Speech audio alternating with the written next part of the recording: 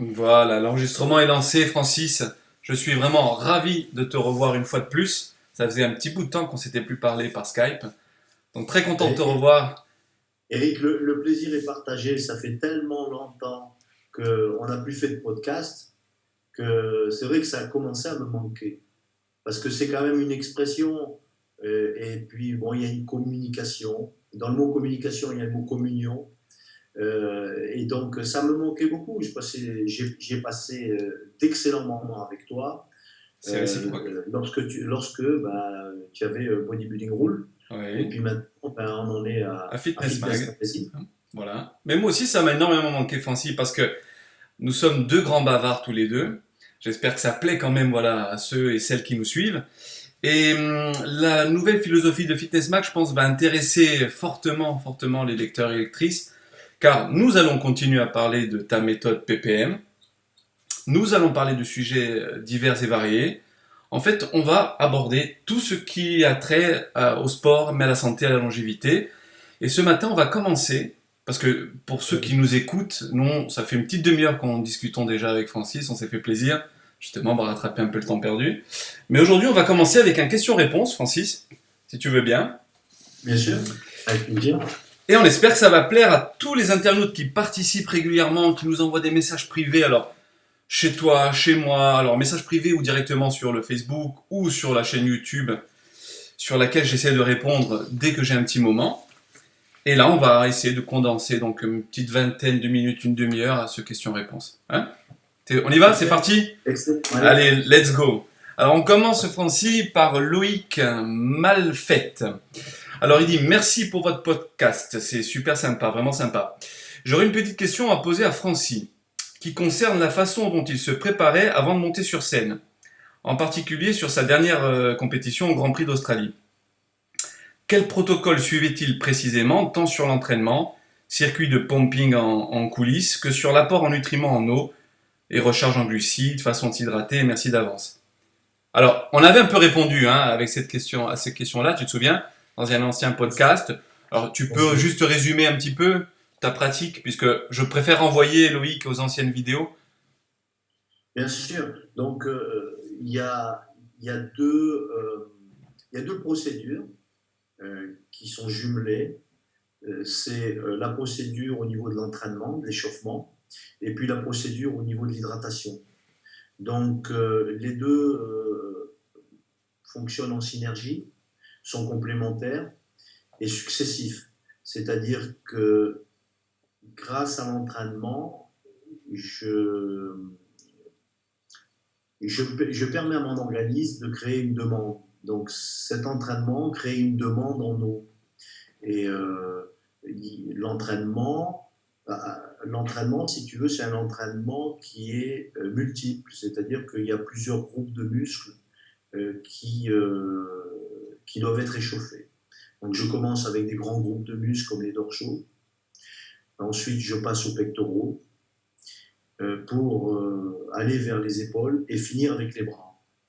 D'accord. Évidemment, je n'échauffe pas les cuisses puisque lorsque j'ai mis en place cette procédure, quelques mois, même années avant le Grand Prix d'Australie en 2006, il y a une dizaine d'années maintenant, Oui. euh, je l'ai fait, si tu veux, pour les démonstrations. Donc j'avais déjà essayé, Tu avais testé. Mhm. j'avais testé déjà lors de démonstrations, d'exhibitions. Donc je me préparais dans les coulisses en faisant un entraînement aux élastiques spécifique pour ces groupes que je viens de citer. Et puis à chaque fois que je finissais le circuit donc, de ces 5-6 groupes musculaires, Tu t'hydrates. je buvais de l'eau. Donc je créais une demande Mhm. euh, pour boire de l'eau. Et donc cette demande, elle est progressive aussi. C'est-à-dire un petit peu comme la PPM. C'est-à-dire que la première série de ce circuit, je la fais aussi toujours quand je fais une démonstration avec un élastique qui est assez faible au niveau de la résistance. Et puis ensuite, une fois que j'ai passé donc ces muscles-ci en revue, Mhm. je change d'élastique. Et je prends un élastique avec une Alors, force un petit résistance peu un peu plus plus importante. importante, et ainsi de suite. Et je fais 4-5 fois le tour, et à chaque fois, je change d'élastique. Mais je D'accord. respecte un petit peu la procédure de la PPM. à savoir que je commence avec 20 répétitions, avec un élastique, donc à moindre Ouais. résistance, je passe à 15, À à 10. 10. L'échauffement est fait, ensuite je passe à 6, je passe à 7, je passe à 8. Et je peux augmenter un petit peu comme ça si je n'ai pas suffisamment échauffé mes muscles ou et Et, hydraté et les mon quantités organisme du d'eau, temps que je fais. les quantités d'eau sont augmentées graduellement ou est-ce que c'est Alors, au feeling, au ressenti? en fait, c'est à la demande. C'est-à-dire que Plus la demande au est début, intense, plus évidemment, tu je bois. suis déshydraté. Je me présente avec des conditions requises pour assurer le succès de ces deux procédures. D'accord. Donc, j'ai besoin de m'hydrater. Alors, entre les premiers circuits, je bois énormément d'eau. Et puis après, ben, je bois un petit peu moins. Puisque l'idée, c'est de ne boire précisément que ce que mon organisme réclame et par rapport aussi au grossissement des muscles, à la congestion des muscles, D'accord. tout en gardant évidemment l'intégrité de ma définition musculaire. Le but, c'est pas uniquement de, de, de congestionner ces muscles au point où on arrive à créer un effet visuel très impressionnant, ce qui est le but hein, avant de monter sur scène. Mais il y a le souci de conserver l'intégrité de la définition musculaire. Donc, il faut que le compromis soit idéal, à savoir volume, densité, définition. Et donc, ça prend un peu comme une séance d'entraînement. J'arrive à passer 2 heures aux élastiques, D'accord. puisque D'accord. il faut savoir que là, il faut être très précis. C'est pas comme à l'entraînement, on peut se permettre de boire beaucoup plus. Si on fait un petit peu d'eau sous la peau, sous-cutanée, c'est pas du tout un souci. Lors d'une séance d'entraînement, Oui, au mais contraire. pas en compétition. Mais pour une compétition ou une démonstration, il faut être vigilant, il faut boire précisément et de façon à être spectaculaire après sur scène. Le conseil qu'on pourrait donner à Loïc pour terminer, pour enchaîner comme ça beaucoup de questions, c'est de, si les compétiteurs, de faire des essais Ah avant, oui, avant ça, chaque compétition et de voir un peu comment son corps réagit. Hein? mais ça c'est obligatoire. Voilà. Il faut qu'ils sachent très exactement la durée de la séance d'entraînement, les quantités d'eau à prendre, sachant que l'eau doit être froide, etc. Parfait. Donc, non, moi, il m'a fallu des années hein, pour Des mettre années. ça en place, mais pour motiver un petit peu les internautes qui nous écoutent, je dirais que si on réussit cette performance, c'est une performance, on peut se retrouver sur scène avec quelques kilos de plus, en étant donc beaucoup plus volumineux, beaucoup plus dense et en gardant la définition musculaire. Je tiens à préciser que c'est ce que j'ai fait Ce que tu as fait au lors Grand du Prix Grand Prix d'Australie. d'Australie. J'étais en décharge totale, donc il faut les conditions encore une fois requises, à 84-85 kg, et j'ai fait le pré-juging à 90 kg, en étant plus gros, plus dur et aussi sec. J'étais en fait le culturiste professionnel le plus défini de cette compétition. C'est incroyable quand même. Ouais. Oui, c'est incroyable, Ouais. mais ce qui est encore plus incroyable, Cocorico, c'est que je suis seul à le faire. D'accord. Donc très bien. Donc très bonne info et j'espère que ça suscitera peut-être des vocations, ou en tout cas des personnes qui vont tenter un petit peu cette méthode de travail pré-compétition. Hein? Ah, il faut prendre la responsabilité, mais il faut surtout Bien sûr. travailler. J'ai préparé pas mal de culturistes français, champions, qui ont essayé, mais ils n'ont pas suffisamment essayé. Alors, ils étaient très très bien lors de la pratique, mais dans les coulisses, ils n'ont pas tenté. Ou Ça ils peut faire ont, peur, oui, je comprends. Ouais. voilà, ça fait peur, puisqu'il n'y a personne qui fait la recharge à l'eau. Tout le monde D'accord. fait la recharge Au glucide. au glucides, exactement. Mais sachant que la recharge au glucides, il y a peu d'élus. Ouais, ouais. Il suffit de le vérifier par soi-même en regardant une compétition. Et tout le monde pratiquement fait la recharge au glucides. Et il se trouve qu'il y a très peu de garçons ou de filles qui réussissent à être en super forme sur scène. On Il y pourra a faire ni- un podcast rien que sur ça pour rentrer vraiment dans les détails si tu veux. Hein? il y a des choses à dire. Hein. On va enchaîner. Merci Francis. Voilà Loïc, j'espère qu'on a répondu à ta question. Alors, on va enchaîner avec Adrien Giannini. Alors, je sais pas s'il est d'origine corse. En tout cas, il y a un nom avec une bonne consonance, j'aime bien. Alors, il nous parle, très bonne vidéo. Alors, je sais plus, j'avais récupéré le commentaire, sans doute sous une de nos vidéos. Je viens de découvrir votre chaîne, je connaissais Ben Fato uniquement par magazine. Merci pour tous ces conseils. Je ne vais pas tarder à regarder toutes les autres vidéos, bon, tant mieux, voilà. Donc, un nouveau fan, Francis. J'ai une Bien. question. Que pense Francis de la méthode des culturistes américains qui s'entraînent en explosif et demi-amplitude alors que lui conseille le contraire? Merci. Ben, moi, ce que je pense d'une méthode assez pratiquée ces dernières années, donc répétition partielle en explosif, très très lourd, c'est que c'est une méthode qui fonctionne. Donc, cette méthode-là permet de stimuler la croissance et de produire du muscle après, par la suite. Donc, c'est une méthode valable, une méthode qui fonctionne très bien. Alors, ce que j'en pense, moi, sur le plan personnel, c'est qu'il faut énormément d'énergie, de ressources, il faut être très motivé, il faut avoir des aptitudes physiques et mentales. Alors, aptitudes physiques au niveau de la force, de la puissance.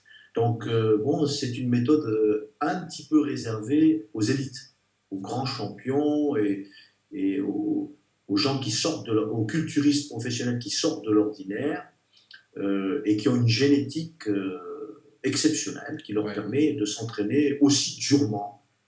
Oui, en tout cas des culturistes ou des pratiquants très expérimentés Oui, pour minimiser les risques de blessures, parce qu'encore une fois, dès qu'on déroge un peu au côté hyper strict de l'exécution du mouvement parfaitement contrôlé, dès qu'on est en explosif, il peut y avoir des interventions de muscles ou de positionnement pas tout à fait adéquats, donc qui peut très vite déboucher sur une blessure. Donc réservé à des gens expérimentés, et puis comme tu dis, à des personnes qui ont les capacités énergétiques, physiques, nerveuses de pouvoir endurer, parce que c'est bien le terme, endurer des entraînements très très violents, et en plus de surcroît de manière répétée. Hein.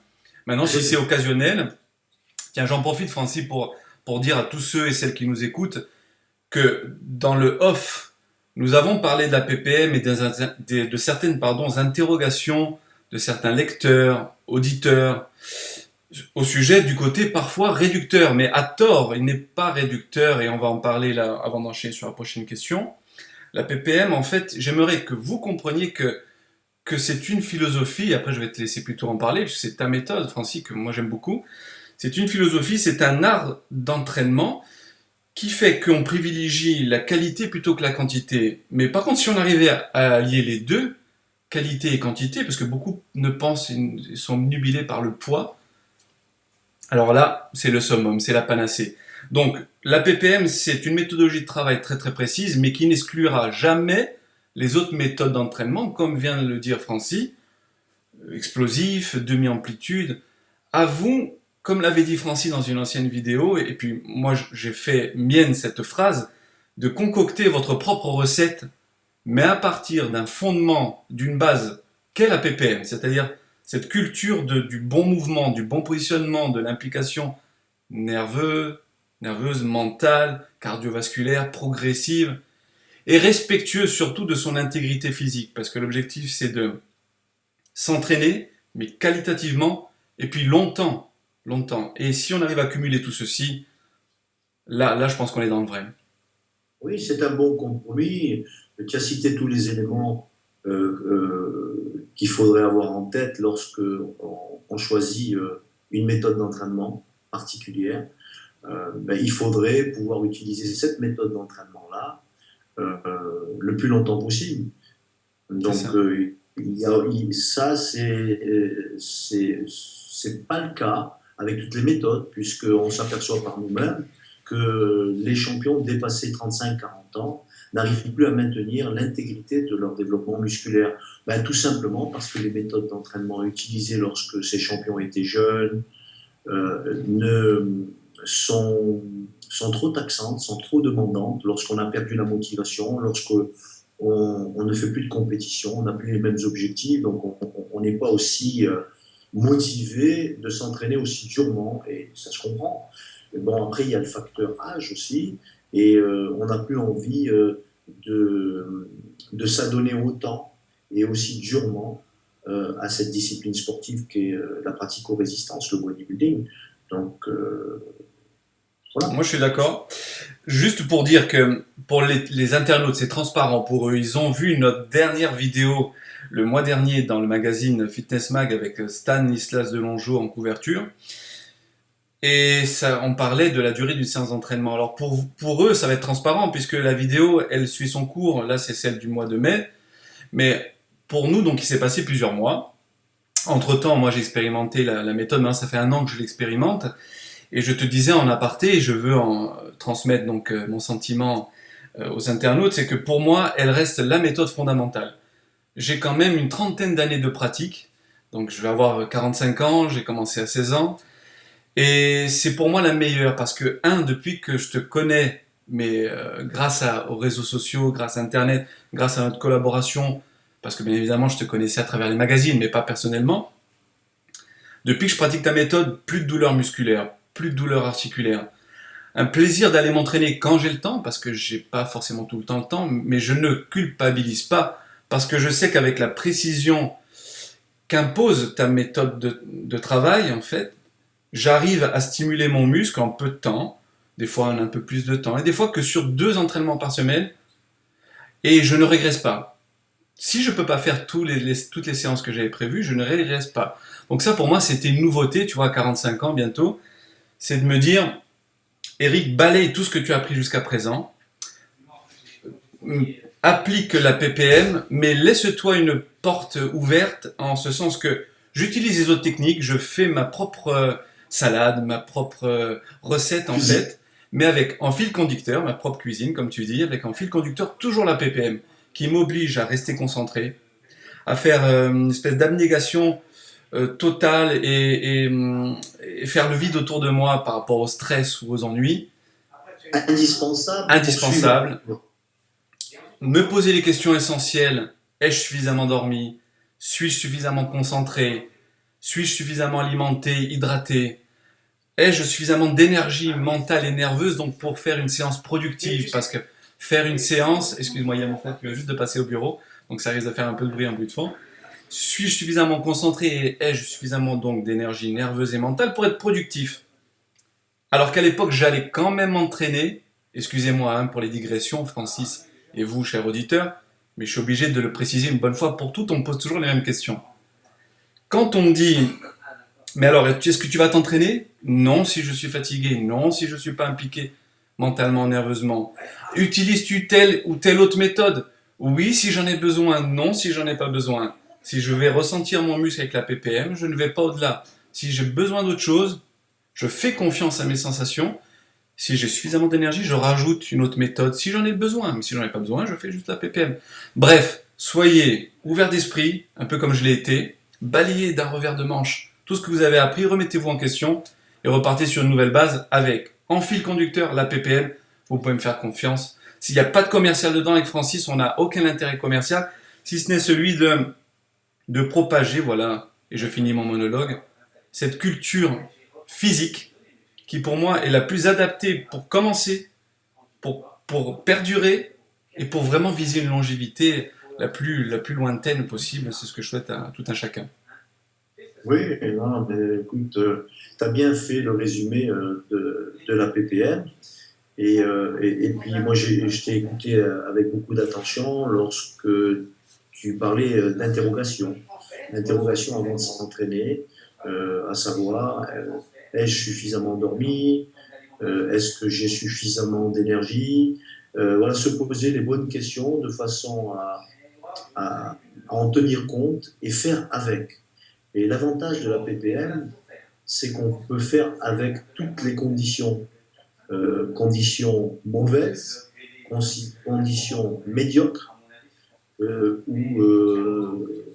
ou excellentes conditions. Ce qui est intéressant dans ta méthode, Francis, c'est qu'elle fait appel encore plus que toute autre méthode au ressenti. Au ressenti cardiovasculaire, je disais tout à l'heure, nerveux, mental, psychologique même, hein, bien évidemment musculaire. Et c'est cette perception de soi dans l'espace, sur le moment, à l'instant précis au gym, qui fait qu'on devient performant parce qu'on aiguise nos sens, on aiguise nos connexions neuromusculaires C'est très intéressant, c'est vraiment très intéressant.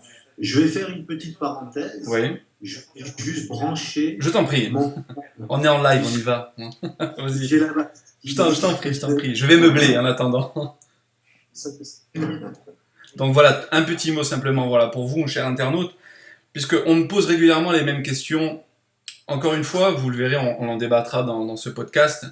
Soyez ouverts d'esprit, faites votre propre expérience, parce que ça passe obligatoirement par là. Hein.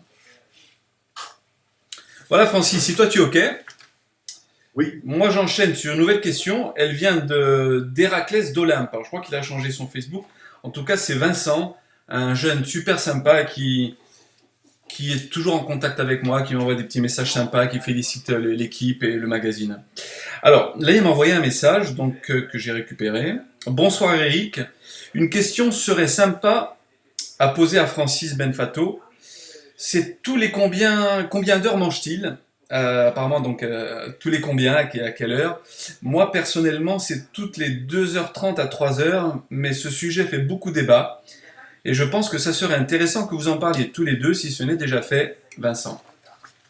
Le fameux débat des 2h30, 3h, de tous ces repas continuels.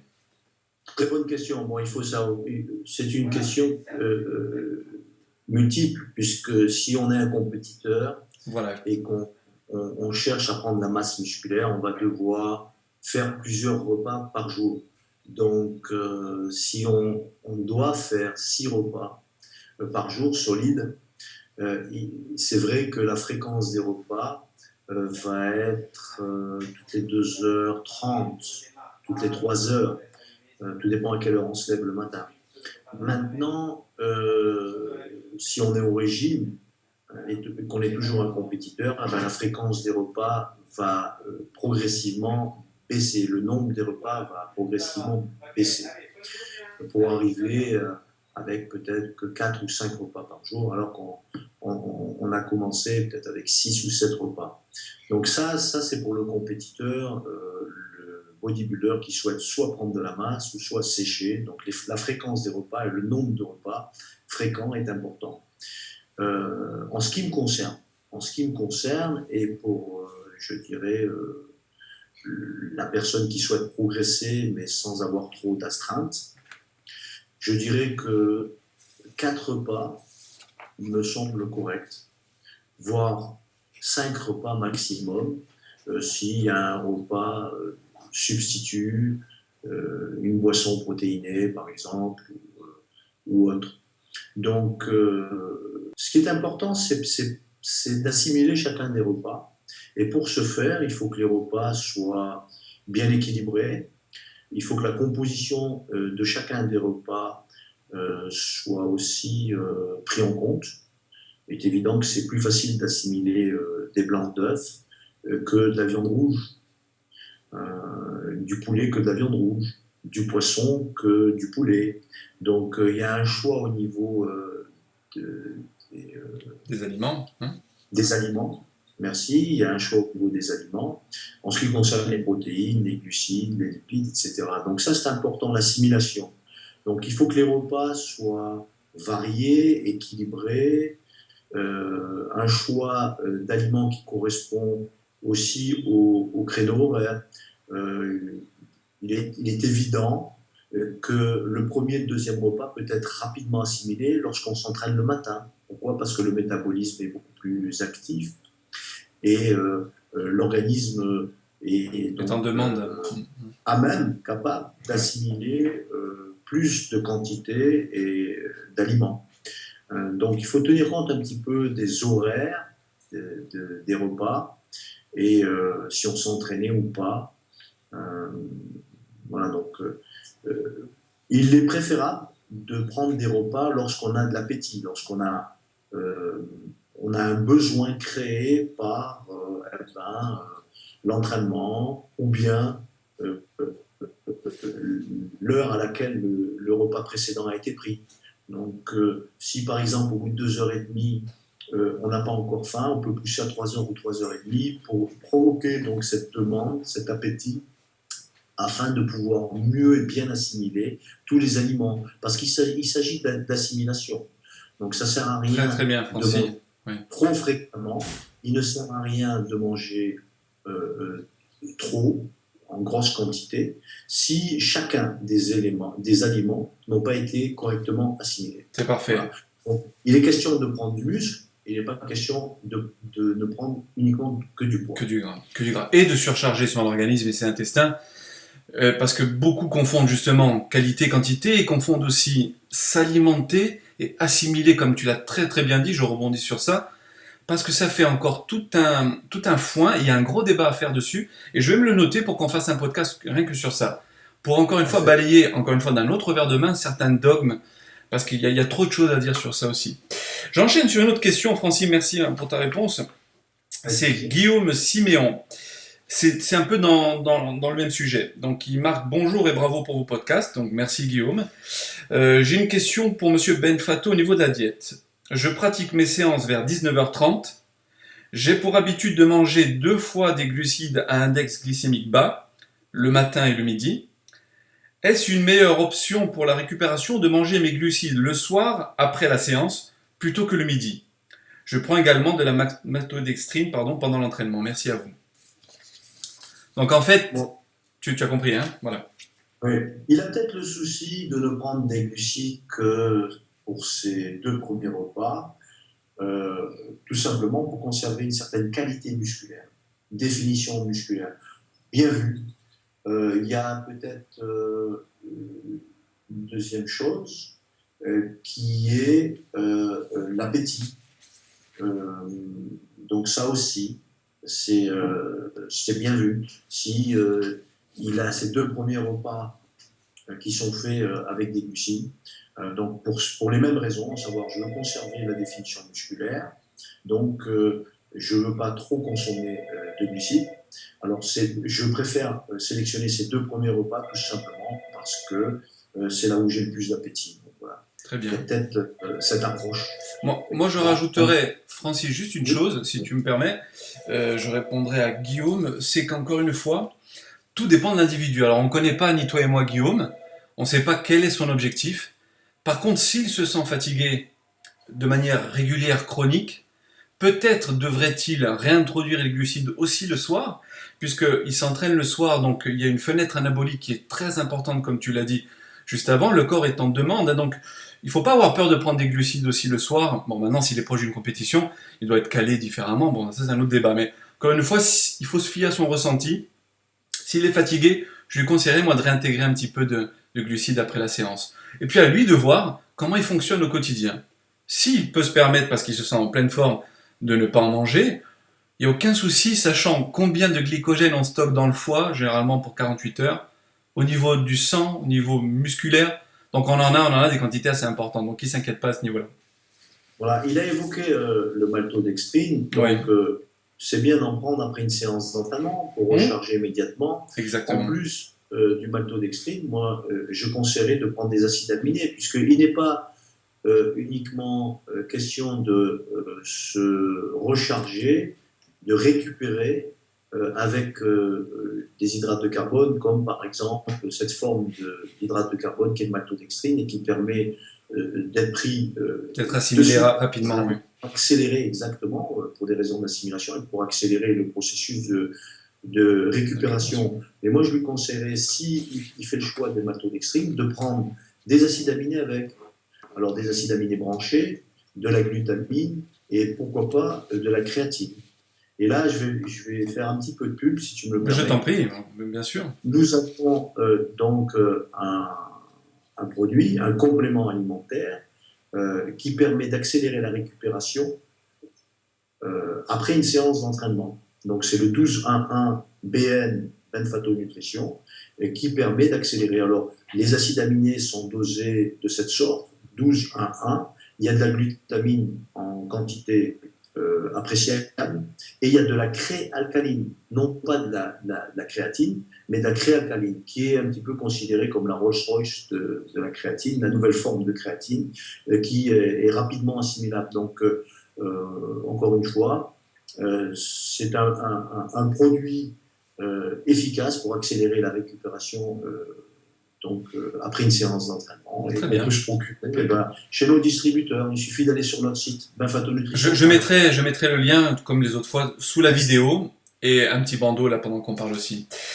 Donc voilà Guillaume, j'enchaîne parce qu'il est bientôt l'heure. Alors, d'un commun accord, on s'est mis d'accord justement sur le fait qu'on va faire des vidéos un peu plus courtes mais plus régulières. Alors, celle-ci paraîtra au mois de mai, donc le magazine qui sort début mai. Peut-être qu'on en met 2 d'un coup si on est productif. Hein, on va voir. En tout cas, je peux plus rien promettre parce que c'est vrai qu'il y a beaucoup d'aléas. Mais en tout cas, on va essayer d'en faire plus régulièrement. Une dernière question, et nous, on enchaînera un deuxième podcast qui va être enregistré aujourd'hui même, hein, par contre. Alors, Arnaud Ayela. Alors, il nous marque: bonjour Eric, désolé de te déranger, mais ne me dérange pas, hein, après je réponds moi quand je peux. Mais j'ai une question que j'aimerais te poser. Alors, me poser, et c'est bien sûr à toi, parce qu'il parle de PM. J'ai 15 ans. Je suis débutant et j'ai regardé tous vos podcasts, notamment ceux avec Francis Benfato, qui est à mes yeux l'un, si ce n'est le plus beau culturiste. Alors, tu verras, lors du montage, je mets ceci, hein, parce que j'invente rien, et des questions sont posées par les internautes. Et donc c'est sympa, c'est toujours appréciable de lire ça. Hein. Monsieur, c'est un compliment. Et je suis la PPM depuis maintenant 2 semaines. Donc c'est tout récent. Tiens, voilà un nouveau fan. Et j'espère qu'à 15 ans, justement, il va apprendre à super bien s'entraîner avec ta méthode. Par contre, je me demandais si le choix, on y arrive à ces mêmes questionnements, donc c'est bien, on va y répondre encore une fois. Par contre, je me demandais si le choix d'un seul exercice d'isolation était intéressant dans mon cas, étant donné que je suis fin, il est maigre apparemment. Mon coach me conseille de progressivement charger et me concentrer sur des exos de base. J'ai du coup un doute quant à comment m'entraîner pour progresser, surtout au niveau visuel. Désolé du pavé et merci beaucoup pour tout ce que vous faites et à travers le magazine, les interviews, etc., etc. Si tu me permets, avant de te laisser répondre, je suis content qu'à 15 ans, il s'intéresse déjà et qu'il trouve qu'il est dans un dilemme, à savoir qu'il veut suivre ce que l'on dit, ce que tu préconises, et que de l'autre côté, son coach lui dit... qu'il ne s'inquiète pas, il va pouvoir faire les deux, mais je t'en prie. Vas-y Francis. J'ai bien aimé le conseil du coach qui lui préconise de faire des exercices de base. Tout à fait. En gamme montante, hein, si j'ai bien compris. C'est ça. Ce qu'il faudrait qu'il demande à son coach, c'est pourquoi. Oui, et d'abord, il faut les maîtriser aussi. Hein, voilà, parce que c'est bien beau de donner un conseil, mais il faut expliquer le pourquoi et le comment. Donc, en ce qui me concerne, je dirais que les exercices d'isolation sont recommandés dans son cas, tout simplement parce qu'il faut qu'il apprenne avant de correctement faire les exercices, et notamment des exercices de base qui sont très difficiles à exécuter lorsqu'on est un débutant. Sur le plan technique, très difficile. Il faut apprendre à comment créer de fortes contractions, comment stimuler la croissance d'un muscle, comment ressentir au mieux et donc au plus le muscle exercé. Et donc ça, c'est plutôt ce que je recommanderais. C'est d'avoir cette approche-là et de vérifier par soi-même qu'effectivement, avec un exercice d'isolation, on peut répondre à ces 3 questions. D'accord. Sensation, la stimulation de la croissance musculaire. Voilà. Et puis la troisième que j'avais posée. En tout cas, juste pour rebondir sur ce que tu dis et juste enchaîner, encore une fois, avoir le recul. À 15 ans, il me semble qu'il a déjà du recul pour venir nous interpeller. Que tu disais, je reprends tes termes souvent, hein, même ici sur le local à Bastia, donc au gym Perfect Bodies de mes amis, je dis, pour apprendre à parler, vous avez appris l'alphabet, il y a des lettres, avec des lettres on fait des mots, avec des mots on fait des phrases, on arrive à s'exprimer. C'est un petit peu pareil. Pour moi, la PPM, dès le début, c'est apprendre l'alphabet, c'est apprendre à faire des phrases. Mais les phrases, on communique, regarde, on a 45 ans, tu as la cinquantaine, on communique toute notre vie. Donc la PPM, pour moi, elle doit durer toute notre vie d'athlète ou de pratiquant de musculation. Par contre, on peut apprendre l'anglais, on peut apprendre l'allemand, on peut apprendre d'autres de nouveaux verbes ou de nouvelles formulations. Et ça, pour moi, ce sont les autres techniques. Pour faire un résumé, ce qui n'est pas mon fort, à Arnaud, moi je lui conseille donc la PPM pour apprendre techniquement et l'application neuromusculaire, aiguiser ses sens Rien n'empêche qu'avec son coach, il pratique l'exercice périarticulaire, polyarticulaire, de base en gamme montante aussi, s'il s'en sent les ressources nécessaires. Et parce qu'il a bien compris le b.a.-ba d'abord de l'entraînement. C'est-à-dire c'est pas juste manipuler un poids pour le manipuler, mais parce qu'il arrive à le ressentir et qu'il a un résultat tangible, objectif au bout. Voilà. Donc en faire un mix un peu de tout ceci en fonction de ses besoins. Enfin, c'est individualisé encore une fois. Il me paraît difficile lorsqu'on a 15 ans de stimuler la croissance ou de créer de fortes contractions avec un exercice de base comme par exemple le squat. Il n'y a pas la technique, il n'y a pas les positions du corps et de certaines parties du corps qui conviennent, les angles de travail au niveau des pieds, au niveau de la trajectoire, etc. Donc il y a tellement de choses à mettre en place.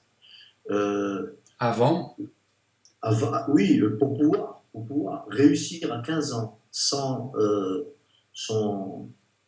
formation avant, sans éducation, la croissance de ses quadriceps, qu'un exercice d'isolation serait plutôt bien vu pour apprendre à créer des fortes contractions, pour apprendre à stimuler la croissance, pour apprendre le ressenti, la sensation musculaire, et puis pour être à l'aise, ne pas être stressé mentalement, psychologiquement, avec des exercices difficiles. Puisque lorsqu'on fait des exercices difficiles, comme le squat par exemple, qui est un exercice très difficile, si on veut vraiment isoler le muscle exercé, on va être plus préoccupé par l'équilibre, les positions, etc., les angles, qu'on va passer à côté de la sensation, du plaisir, de la stimulation du muscle, etc.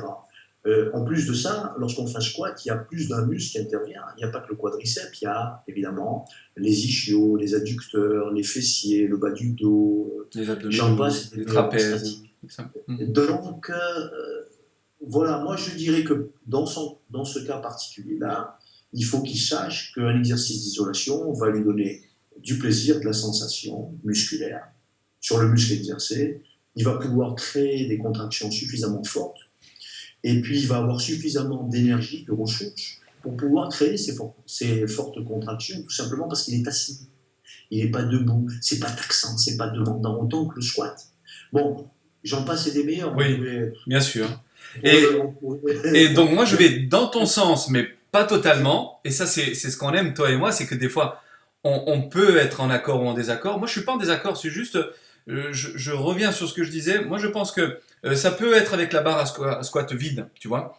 Voilà, c'est autre chose. C'est tout à fait autre chose. Voilà. Mais par contre, j'invite énormément les gens qui me demandent donc des infos sur la PPM de le faire aussi avec des exos de base. Une fois qu'ils ont compris avec des exercices d'isolation, très rapidement, je les fais passer avec des exos de base parce qu'ils aiment faire les exos de base, mais ils réapprennent à les faire avec un positionnement parfait, avec une vitesse d'exécution adaptée, etc., etc., etc. Et là, je pense qu'on concilie le tout.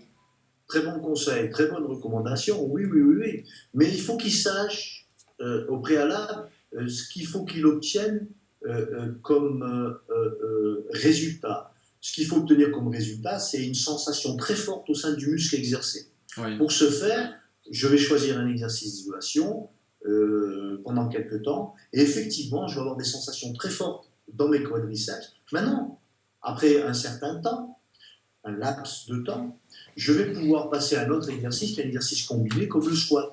Et je vais essayer de reproduire les mêmes sensations musculaires que j'ai déjà obtenues. Mais il faut que je sache ce que c'est. Exactement. De façon à pouvoir après reproduire. Tout à fait. Et j'invite les internautes, pour terminer ce premier podcast, parce que nous on va enchaîner questions-réponses dans un deuxième enregistrement que eux verront à la suite ou peut-être le mois prochain.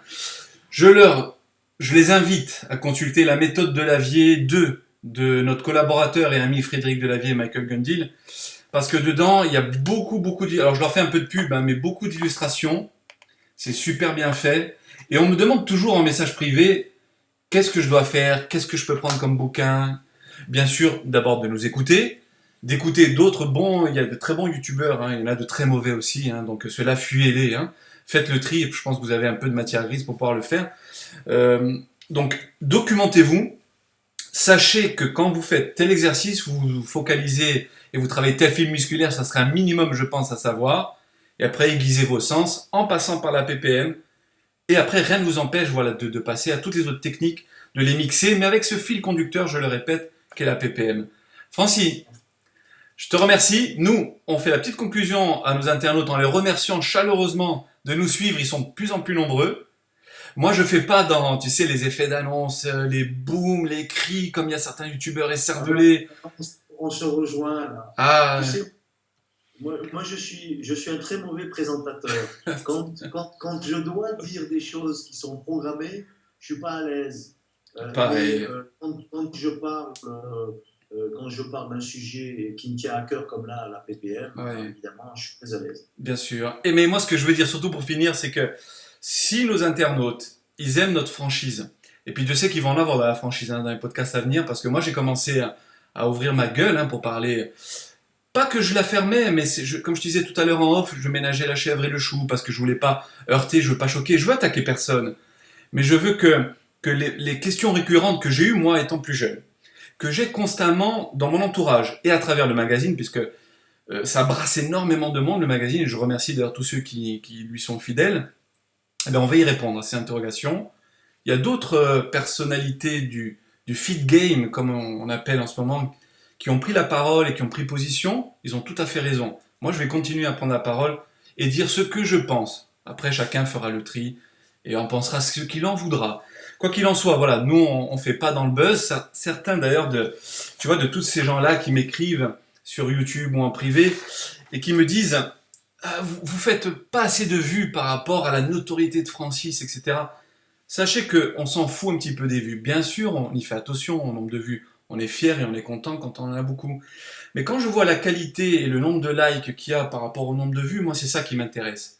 Et quand je vois les gens qui me posent des questions intéressantes, pertinentes, ou des gamins qui s'intéressent voilà, à la qualité de l'entraînement, de sa future vie de pratiquant, je me dis qu'on est dans le vrai et ça prendra le temps que ça prendra. Après, plus on peut avoir d'internautes fans et de vues, mieux c'est parce que le message aura un plus grand retentissement. Donc n'hésitez pas, partagez mais sans effet d'annonce, sans faire les booms, les je ne sais quoi, même si encore une fois, et je terminerai par là, je félicite tous ceux qui réussissent en tant que youtubeurs professionnels. Voilà, Certains sont très très bons, hein, attention, il faut dire ce qu'il y a, ils sont très très bons. comment Mais c'est pas nous, c'est pas moi, c'est pas toi. tirer l'attention vers eux. Voilà. Donc voilà. Nous, C'est vrai on reste nous-mêmes avec nos qualités et nos défauts. Dans un de mes défauts, qui déplaît aux internautes, comme je viens de le faire à l'instant, je t'ai encore coupé la parole, et donc je vais essayer de moins te couper la parole, tu vois. Je vais essayer de prendre sur moi. Francis, à tout de suite pour la suite, et à tous nos internautes, merci de votre fidélité, et à très très bientôt. Ciao, ciao. Absolument. Ciao. Ciao.